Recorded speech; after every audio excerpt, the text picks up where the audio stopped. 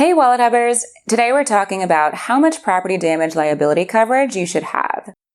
The short answer is that you should have as much property damage coverage as you can comfortably afford, since the cost of accident-related expenses can be much higher than the insurance limits required by state law. But at the very least, you need to have your state's minimum required amount of property damage liability insurance if you can't afford higher limits. That's the short story. But some other details for starters, keep in mind that state minimum requirements tend to be pretty low for property damage liability coverage, since the average claim for property damage is only around $4,000. Plus, you should always consider the worst case scenario when determining insurance limits. For example, a new car costs an average of $36,000. So if you total someone's new car and your property damage coverage is only $4,000, you'll be responsible for paying the remaining $32,000.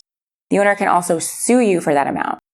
Since you can face lawsuits if you don't have enough high liability limits, you should ideally carry enough liability insurance, both property damage and bodily injury, to cover your assets and prevent financial trouble if a serious accident occurs.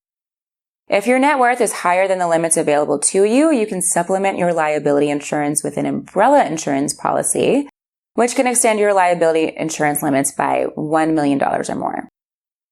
Now that you know a little more about how much property damage coverage you should have, it may be time to look for an affordable policy with higher limits. Click the button here to check out WalletHub's picks for the cheapest liability insurance.